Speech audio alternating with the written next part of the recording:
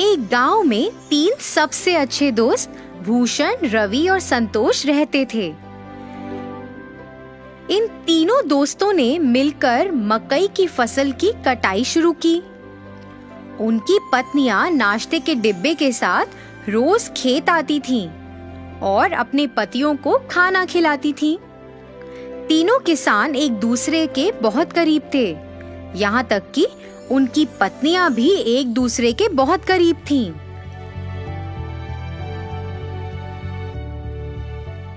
तीनों ने बहुत मेहनत की और बदले में उन्हें बहुत अच्छी फसल मिली। इसके साथ वे गांव के बाजार में मकई बेचने लगे।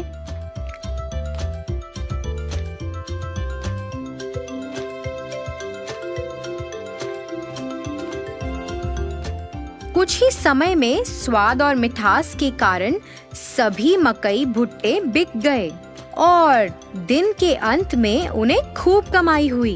उन्हें जो भी मुनाफा मिलता था वह उस पैसे को अपनी पत्नियों को भविष्य में उपयोग के लिए दे देते थे। उन 3 दोस्तों के लिए फसल काटना, खेत में देखभाल करना। तीनों किसान अपनी दिनचर्या में व्यस्त हो गए। उनकी पत्नियां अपने दैनिक घरेलू कामों को पूरा करती थीं और एक साथ एक जगह बैठकर फिर गपशप करती थीं। फिर एक दिन रवि और संतोष की पत्नी आपस में बैठकर बातें कर रहे थे। फिर भूषण की पत्नी अपने गले में एक बहुत लंबी सोने की माला पहनकर आश्चर्यजनक तरीके से उनके पास आई। अन्य 2 महिलाएं उस लंबी सोने की माला को देखकर आकर्षित हुईं और वो भी वैसी माला खरीदना चाहती थीं। यह जानने के बाद कि भूषण की पत्नी ने अपने पति की बचत से सोने की लंबी चेन खरीदी है, उन्होंने भी अपने पतियों की बचत से सोना और साड़ी खरीदे और फिर उन्होंने ऐसा करना शुरू कर दिया।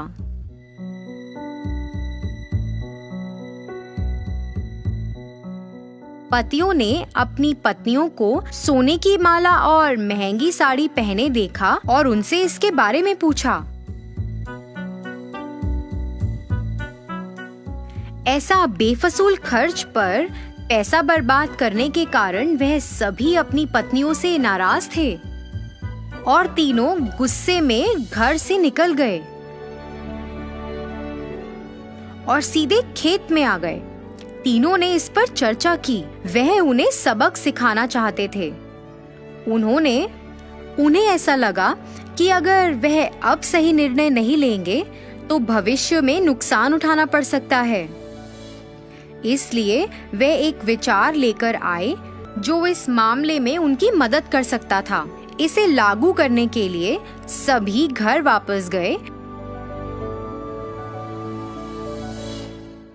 हमारे भविष्य के बारे में बिना सोचे तुमने हमारी बचत को बर्बाद कर दिया। इसके बदले में तुम्हें एक व्यवसाय या नौकरी करके अपने सोने और साड़ियों के मूल्य जितना पैसा कमाना पड़ेगा।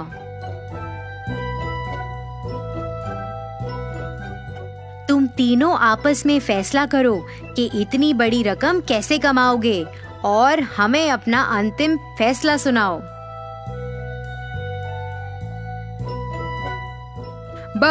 हमें बस ये बताएं कि आप तीनों कब शुरू करने जा रहे हैं। जल्दी निर्णय लो। आप महिलाओं के पास सिर्फ 30 दिन हैं।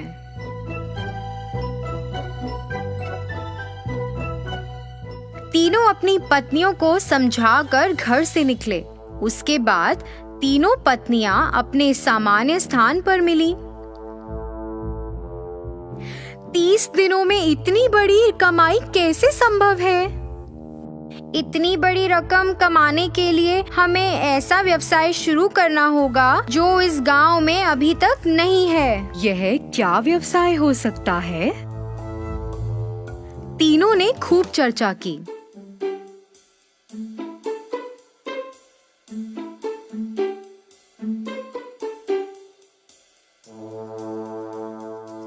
अरे मेरे पास विचार है। हमारे पति से सभी भुट्टे खरीदते हैं। हम 3 प्रकार के भुट्टे बेच सकते हैं, एक कच्चे, फिर एक तले हुए और एक वो जिस पर नींबू, नमक और काली मिर्च का लेप हो।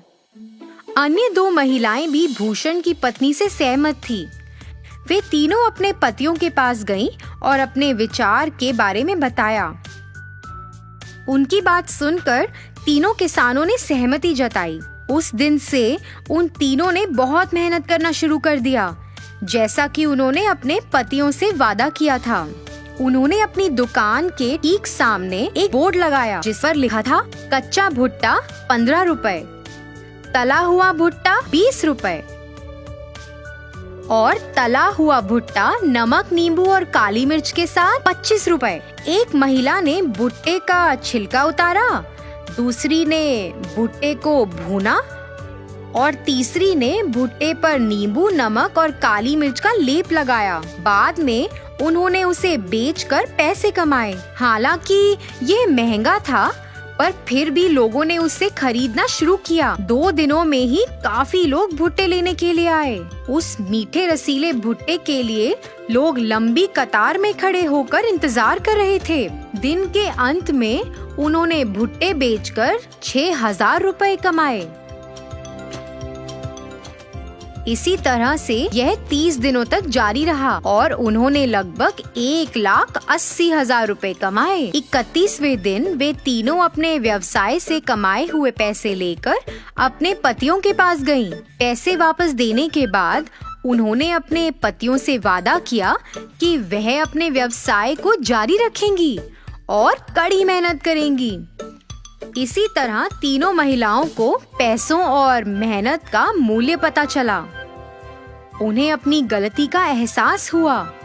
उन्होंने पहले की गई गलती को कभी नहीं दोहराया। उन्होंने अपने पतियों के काम में हाथ भी बटाया। बहुत सारी कमाई के साथ वे नाम और प्रसिद्धि के साथ खुशी से रहते थे।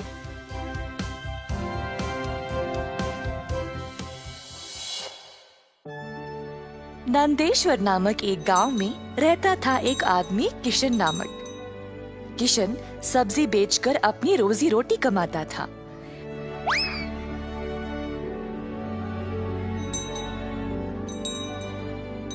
किशन अकेला था तो उसी को खेत जाकर किसानों से सब्जी लाना पड़ता था।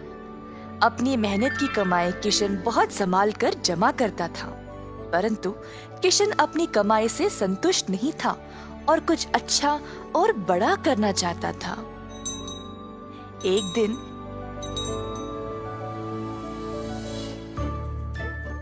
किशन सब्जी बेच रहा था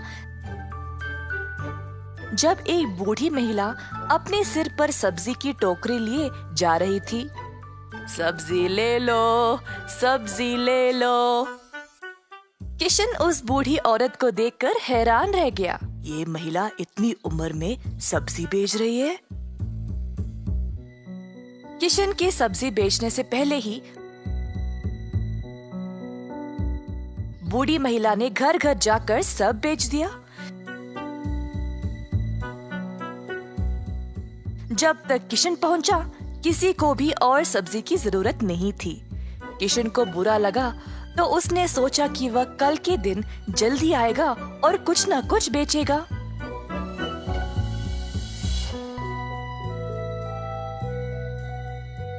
परंतु अगले दिन भी वही हुआ।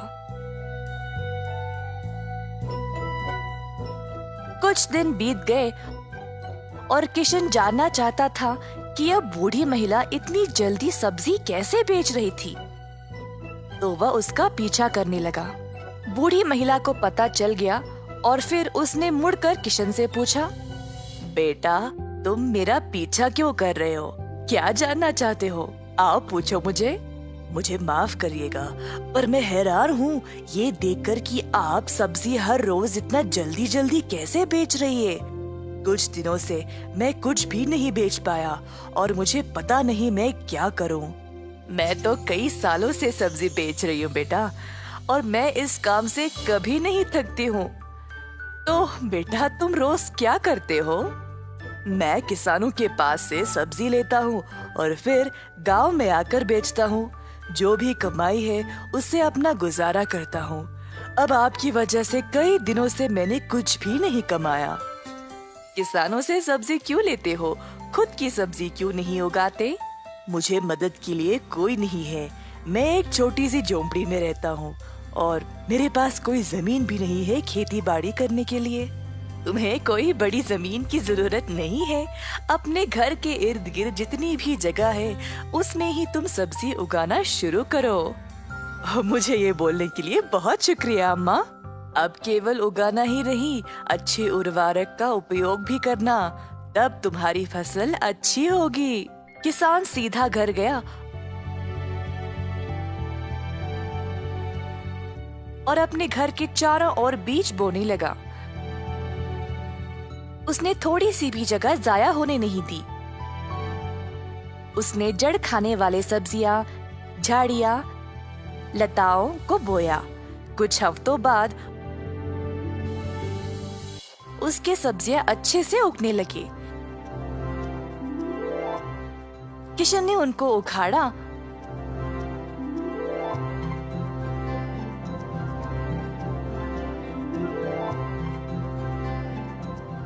और गांव गया बेचने के लिए।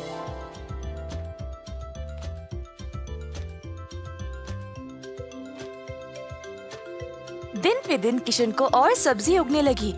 वह अच्छा पैसा कमाने लगा और सब कुछ जमा करके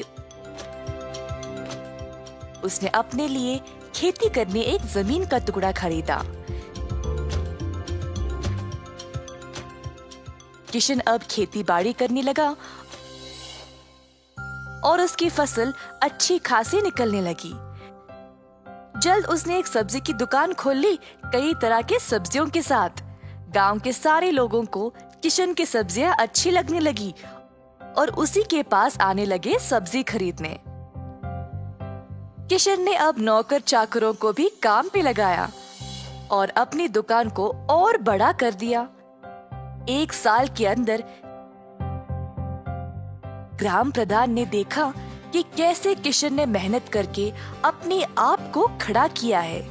उनको किशन बहुत पसंद आया और अपनी बेटी का हाथ किशन को विवाह में दे दिया। किशन के पास अब एक सफल कारोबार, एक सुंदर परिवार और एक अच्छा जीवन था। अतः थोड़ी सी बुद्धि और मेहनत से उसका सपना पूरा हो गया। एक बार था एक लड़का शंकर नामक,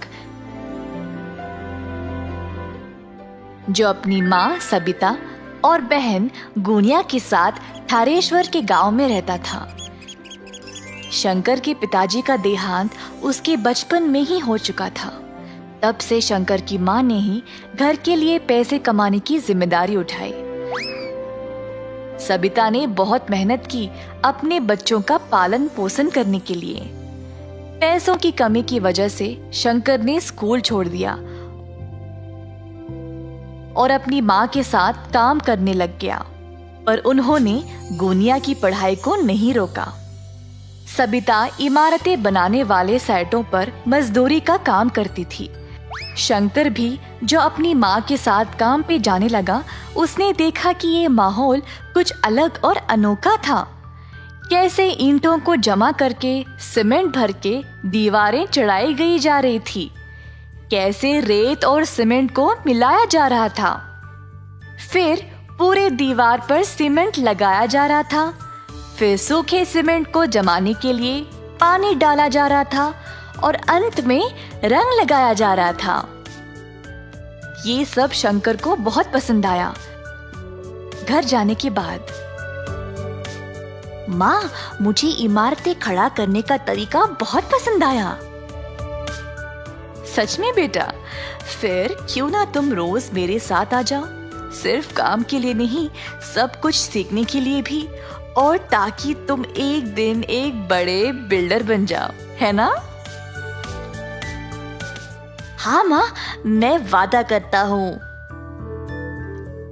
उस दिन से शंकर हर एक काम को गौर से देखने लगा। उसने जल्दी सब कुछ सीख लिया। शंकर को इस काम में बहुत दिलचस्पी हो गई और इसी कारण वह अपना सारा काम जल्दी जल्दी खत्म कर देता था। बाकी के सारे मजदूर शंकर की कला को देखकर हैरान रह गए। सब लोग उसकी बहुत तारीफ करते थे और उसकी माँ को भी अपने बेटे पर बहुत गर्व महसूस होता था। इसी तरह शंकर ने 4 साल तक मन लगाकर काम किया। इसी दौरान शंकर की माँ की तबीयत अचानक से खराब हो गई और वह काम पे जाना बंद कर दी। अब शंकर अकेला था, जिसको बीमार माँ को भी संभालना था और अपनी बहन की पढ़ाई को भी। सेटों पर कमाई उनके लिए काफी नहीं थी, तो शंकर ने सोचा कि वह खुद का कंस्ट्रक्शन का कारोबार शुरू करेगा। माँ, कब तक मैं मजदूरी का काम करूँगा? अगर हमें हमारी समस्याओं को समाप्त करना है तो मुझे लगता है कि मैं खुद का कारोबार शुरू कर लूं। मेरे बच्चे, ये तो बहुत ही अच्छा विचार है, पर पैसों के बिना कोई काम शुरू कैसे करोगे? मेरे पास एक योजना है माँ। मैं चंपकलाल सेठ के घर पर काम कर रहा था। उन्होंने मेरा काम देखकर बोला कि वो मुझे जब भी जरूरत हो तब वो मेरी मदद करेंगे। अब उनके घर का काम अधूरा रह गया है। मैं उनसे पैसे लेकर उनका काम खत्म कर दूंगा। तुम बहुत बुद्धिमान और कलाकार हो बेटा। जाओ और सेठ साहब से बात कर लो, देखते हैं क्या होगा। शंकर चंपकलाल के पास जाकर अपनी योजना के बारे में उनको बोलता है। अरे बेटा, इतनी कम उम्र में तुम्हें बहुत कुछ सहना पड़ रहा है। मैं तुम्हारी मदद जरूर करूंगा, पर ऐसे काम करने के लिए तुम्हें कम से कम 10 बंदों की जरूरत है। तुम कहाँ से ले आओगे? सर जी, मैं कुछ लोगों को जानता हूँ, एकदम सही काम करते हैं और ईमानदारी से, वो भी कम पैसों में। आजकल ऐसे लोग कहाँ पे मिलेंगे शंकर? मैं और मेरी दोस्त बहुत सालों से मजदूरी का काम कर रहे हैं साहब। हम दिन भर काम करके भी ये लालची बिल्डर लोग हमें ठीक से पैसे नहीं देते थे। ऐसा बहुत सारे लोग ठोकर खा रहे सर जी। अगर मैं उनसे बात करूंगा तो हम जरूर एक साथ हाथ जोड़कर काम कर सकते हैं। ये सब तो ठीक है बेटा, पर किसके घर पे काम शुरू करोगे? सर जी, आपका काम भी तो कब से रुका पड़ा है। मैं आपके घर पर काम शुरू करूंगा। मैं आपके घर का काम देखते ही देखते खत्म कर दूंगा, देख लेना। ठीक है बेटा, जाओ और भगवान का नाम लेकर ये शुभ काम शुरू करो।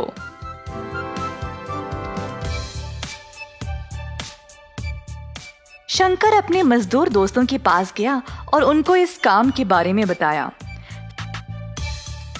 सारे दोस्त इस विचार से खुश थे और तुरंत शंकर ने उनको काम के लिए पैसे भी दे दिए। अगले दिन से सबको काम पे लगना था। अगले दिन शंकर के दोस्त आए अपना अपना सामान लेकर। शंकर ने बचे हुए पैसों के साथ बाकी का सामान लाया, जैसे कि सीमेंट, रेत वगैरह। मजदूर पहुंचने से पहले ही उसने सारा माल और सामान तैयार रखा। सब लोग इस नए काम को लेकर बहुत खुश थे। क्योंकि सब जवान थे, वह काम भी जल्दी जल्दी खत्म करने लगे। शंकर बाकियों को सही दिशा दिखा रहा था काम करने का, और देखते ही देखते 2 महीनों के अंदर सारा घर तैयार हो गया। चंपकलाल का ये नया घर देखकर सब लोग हैरान रह गए। शंकर के पहले मालिक भी ये काम देखकर आश्चर्यचकित रह गए कि उसने इतना अच्छा मकान बनाया। चंपकलाल सेठ का घर देखकर अब बाकी के लोग भी अपने अपने मकान बनवाने के लिए शंकर को बुलाने लगे। शंकर बेटा, तुमने इतने कम समय में मेरा इतना अच्छा मकान बना दिया। वाकई में लाजवाब काम किया तुमने। सेठ साहब ने फिर शंकर को अपने काम के लिए अच्छा खासा पैसा भी दे दिया। पैसों के साथ उसने अपनी माँ की सेहत का ख्याल रखा और अपनी बहन को बेहतर स्कूल में डाला। उसने खुद के परिवार के लिए भी मकान बनवा लिया। 18 वर्ष के अंदर अंदर शंकर ने कई प्रकार के लोगों से काम कर लिया। उसने अपनी कला का इस्तेमाल किया मेहनत के साथ, जिसकी वजह से उसको प्रशंसा मिली। अंत में उसने अपने परिवार को सुखी भरा जीवन दिया। इस कहानी से हम ये सीखते हैं कि परिश्रम के बिना प्रतिभा किसी काम का नहीं। लालची बहू। बहुत साल पहले था एक गांव द्वाराक्षी नामक, जहां पर बहुत सारे परिवार रहते थे। एक था रामेश्वर का परिवार। रामेश्वर के थे 3 बेटे।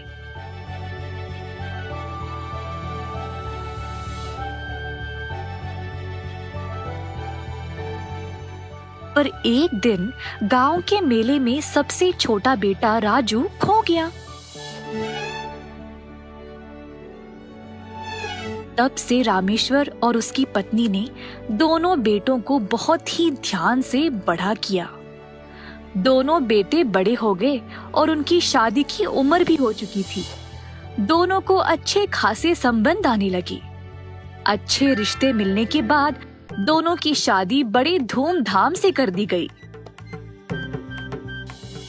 दोनों बेटों की अच्छी नौकरियां थी, तो वे सुखी से अपनी अपनी पत्नियों के साथ रह रहे थे। इसी दौरान रामेश्वर ने अपने काम से इस्तीफा दे दिया और सिर्फ घर के मामलों को संभाल रहा था। अचानक से कुछ दिनों से दोनों बहुओं में लड़ाइयां शुरू हो गई। घर के काम काज में, खाना पकाने में, यहाँ तक कि कपड़े पहनने में भी दोनों के बीच में प्रतियोगिताएं होती थी। दोनों के बीच हालात इतने खराब हो गए कि बात भी करना बंद कर दिए। देखते ही देखते दोनों अपने पतियों के पास गए और बोले कि अब से वह एक दूसरे के साथ एक छत के नीचे नहीं रह सकते। अपने पतियों को बोला कि वह जायदाद से अपना हिस्सा ले और अलग घर में रहना शुरू कर ले। दोनों भाइयों ने इस बात को मान लिया और इस बारे में अपने माता पिता से बात करने चले गए। पिताजी, मुझे आपसे कुछ बात करना है। उसी समय छोटा बेटा भी उधर आया, कोई जरूरी बात बोलने के लिए। मुझे भी कोई जरूरी बात बोलनी है आप लोगों से। क्या हुआ बेटा? हम अलग से रहना चाहते हैं। क्या आपने जायदाद का बंटवारा कर दिया है हमारे बीच? ये तुम दोनों क्या बोल रहे हो? ऐसा सोच भी कैसे सकते हो? पिताजी, मेरी पत्नी इस घर में बिल्कुल खुश नहीं है। मुझे तुम्हारी वजहों से कोई मतलब नहीं। तुम लोगों ने सोच भी कैसे लिया कि तुम्हारी माँ तुम लोगों के बगैर रह पाएगी? ये सब सुनकर दोनों बहुओं ने अपना अपना सामान लिया और कमरों से बाहर निकल आए। सुनिए जी, इन लोगों के पास है भी क्या आप दोनों भाइयों में बांटने के लिए? चलिए चलते हैं।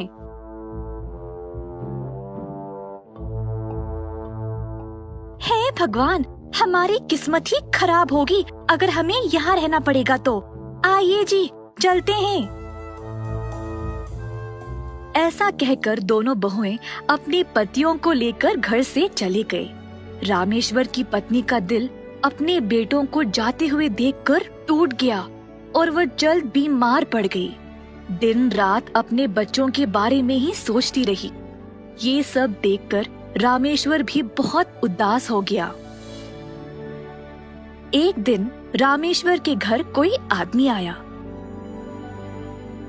जब रामेश्वर ने दरवाजा खोला तो उसने देखा कि वह आदमी बिल्कुल उसी की तरह लग रहा था।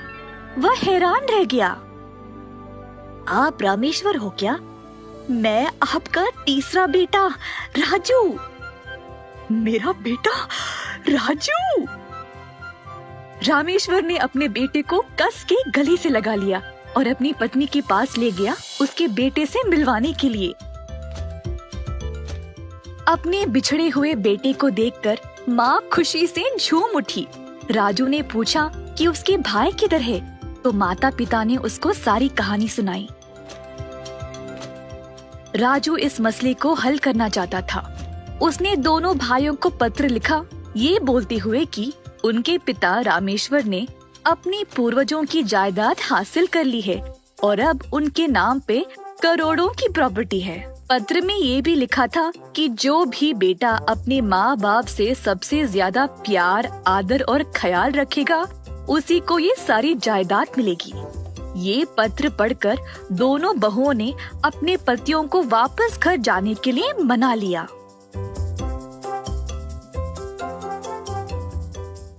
ओ पिताजी, आप इतने कमजोर पड़ गए।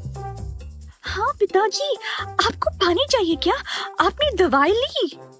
दोनों बहुओं ने माँ बाप की पूरी सेवा की, उनका दिल जीतने के लिए। दोनों भाइयों ने देखा कि कैसे उनकी पत्नियां इतना नाटक कर रही थी और हैरान रह गए। फिर दोनों भाई भी मिलकर अपने माता पिता की सेवा में लग गए। उसी समय राजू घर आया। माँ, पिताजी। बड़े भाई और उनकी पत्नियां राजू को देखकर हैरान रह गए। राजू सबको देखकर खुश हो गया कि उसकी योजना काम कर गई। उसने अपने भाइयों को गले से लगा लिया और वो भी राजू को देखकर खुश थे। दोनों बहुएं मन लगाकर मेहनत करने लगी। उनकी मेहनत देखकर भाइयों ने भी उनकी मदद की। डोसा, चाय, कॉफी सब कुछ अपने सास ससुर के लिए बनाया। दोनों ने घर का सारा काम संभाला बिना किसी झगड़े के, ताकि उनको जायदाद में से हिस्सा मिल जाए। ये सब कुछ माँ, पिता और 3 भाइयों के लिए कुछ नया था। कुछ दिनों बाद पत्नियां अपने पतियों से पूछने लगी कि अब जायदाद का बंटवारा कब होगा। दोनों बेटे गए अपने पिता से सवाल करने के लिए। मैं अपनी सारी जायदाद अपने सबसे छोटे बेटे राजू को दूंगा।